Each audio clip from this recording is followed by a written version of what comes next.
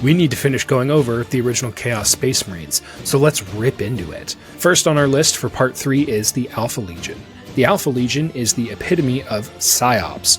Imagine Homer Simpson slowly fading back into the hedges.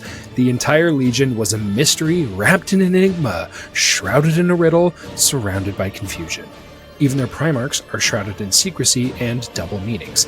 Alpharius and Omegon were the shortest of the Primarchs, meaning they could blend in with the ranks of their battle brothers with ease, meaning you never knew if Alpharius was actually present. Sabotage and subterfuge were the chosen weapons of this legion. The Alpha Legion says they were fighting for the Emperor, but if the war is eternal, are you really ever going to win for Chaos so that they can implode? Didn't think so. Next up is the Word Bearers. The Word Bearers are like your overly religious relative.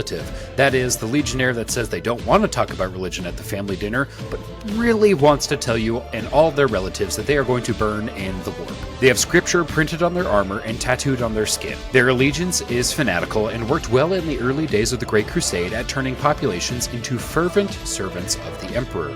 Lorgar is their Primarch and one of the key instigators of the Horus Heresy. However, all the religious repression turned to treachery when Daddy didn't say, "I love you" back, and now we have a 12,000-year war on our hands.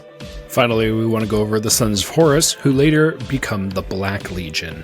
These were a steadfast and sturdy fighting force of the War Master himself. These guys fought with the biggest chip on their shoulder, and for good reason. This was one of the most feared legions, and for their fighting skill alone. Even after the War Master met his end, the Black Legion continued to launch crusade after crusade against the Imperium, demonstrating their vigor, tenacity, and fighting skills.